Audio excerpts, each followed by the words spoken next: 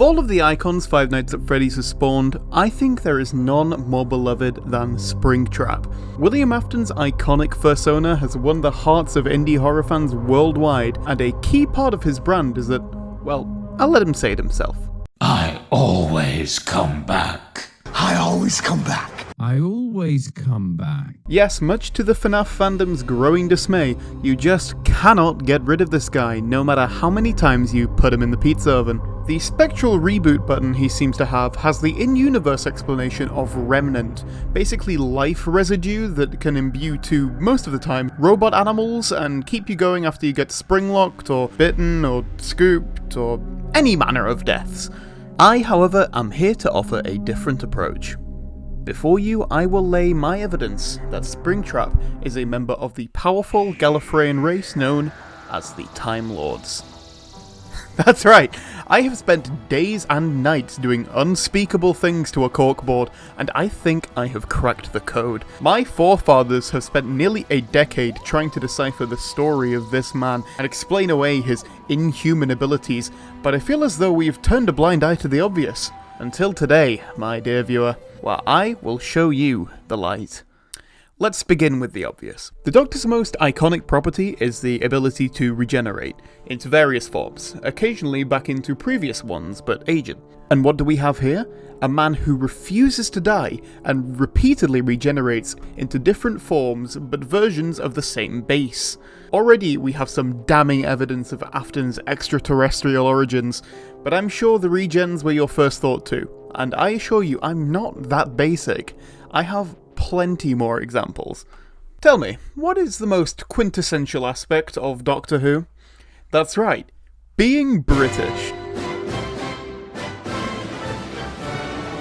It is arguably one of the top 5 Britishest things in the world, and what do we have here?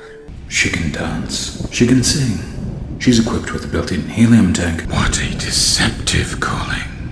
I knew it was a lie. Let's see how many times you can be pulled apart and put back together again. That is a tea-sipping, colonising British man if I've ever heard one, which I have no choice but to assume is also the Gallifreyan accent? You are an alien, how come you sound like you're from the north? Lots of planets have a north. So, pin that on the board, we have point 2. Now, a key aspect of Afton's character is, interestingly, a completely separate character, known to the community as Cassidy. This vengeful spirit is an equally immortal adversary set to torment William until the end of time due to the whole "he killed her" thing, which, as an empath, I get that. But wait, what other character do we know of who is an undying enemy who, according to Screen Rant, only exists because of someone else? That's right, the yang to the Doctor's yin, the Master. This is outlined fully in The Timeless Child, but to quote a wise box, some things are best left forgotten. This is a perfect parallel and supports my hypothesis fantastically, and while I may have to play with the timeline a touch, we're already talking Time Lord, so I feel it's justified.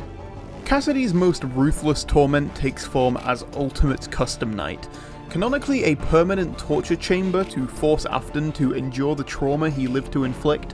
A true test of sanity pulled from all across the timeline of his universe, space and time. And that may sound familiar to my Who heads in the audience, perhaps as the Untempered Schism, a chaotic time vortex which plays a role in initiating Gallifreyans into becoming Time Lords. Did you put 2 and 2 together? By beating 50-20, you endure the schism, and you allow William to become all-powerful. Dorco created Purple Guy, and it doesn't stop there. After you become a Time Lord, you get a TARDIS, which is the equivalent of a company car, allowing you to travel across time and space and talk to whichever depressed painters you'd like. They naturally look like this, but you may be more familiar with this one, the classic police box look, caused by a broken chameleon arc making it get stuck with this appearance. Naturally, being a Time Lord would cause Afton to have one.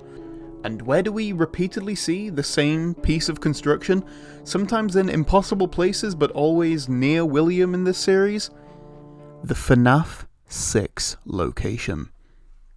It just makes perfect sense. I mean, look at Clara's TARDIS. The pieces of this puzzle, which I have so gracefully put together, depict a picture clearer than crystal and spell out a secret we were all simply too distracted by the illusion discs of Scott Cawthon's wild ride that we couldn't see the forest for the glitched trees, just eager for us to take a glimpse deeper. And now, we have bi-generation. We have a feasible way that they are perhaps not one and the same, but both exist as a part of the same canon.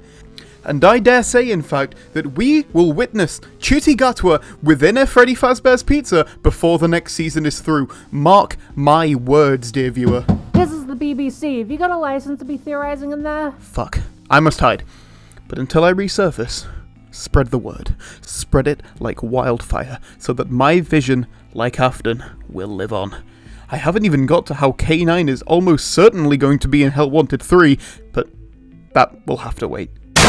Get him, boys! No!